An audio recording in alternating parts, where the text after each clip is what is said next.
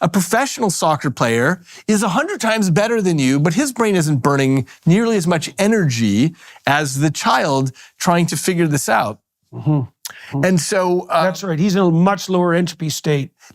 Exactly. He's in a lower entropy state. And so... That's because his movements are more efficient. And right. But the reason, the reason is because the child is trying to simulate all the possibilities.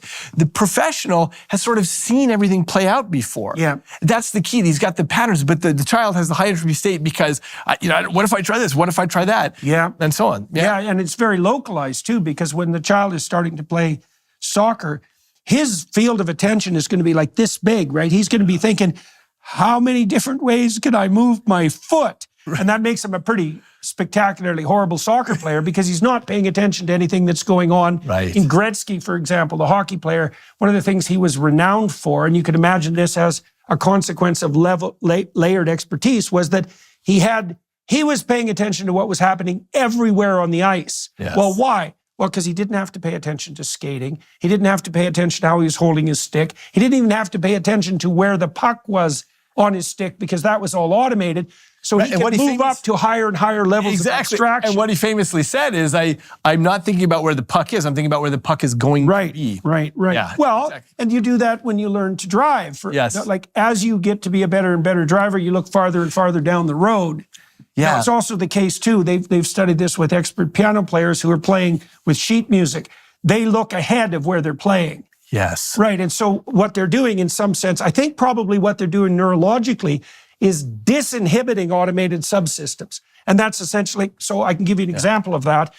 It's an example that sort of reconciles the free will deterministic conundrum. So if you do this is a ballistic movement. You wrote about these in your book, right? So if I do this, the lag time for neural transmission from here to here and back is longer than the duration of that movement. So then the question is, how do I control that movement?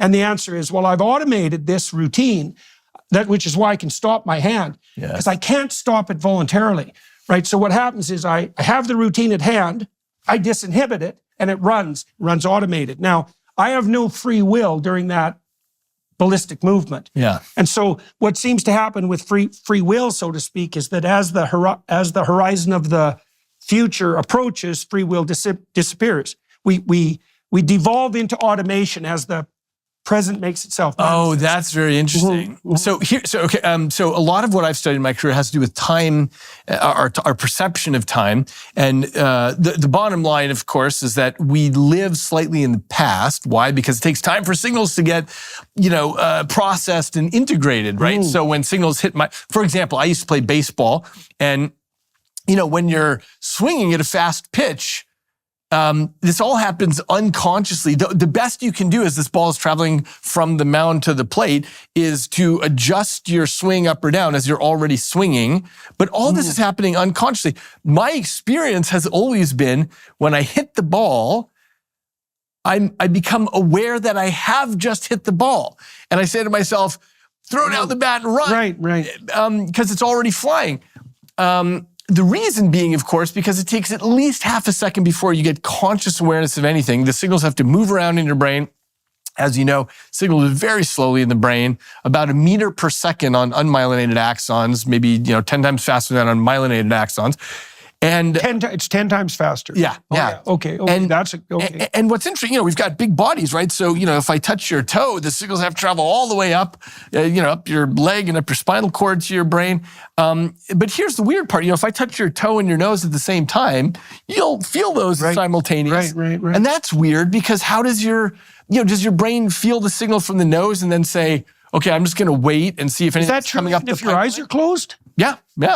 That's weird. Yeah, so here's the thing. Yeah, that's weird. This, by the way, led me to a hypothesis some years ago that taller people live further in the past than shorter people because your brain has to wait for all the signals to come together. Your vision, your hearing, your touch from your toes, all this stuff to come together. It puts together your conscious perception of what's happening right now.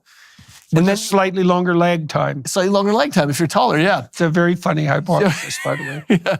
So, Yeah, so we live a little bit in the past, and during that time, I totally concur. There can't be free will involved in any of the processing or certainly reflexes, but also ballistic movements that we're doing. There's no possibility for free will to operate there.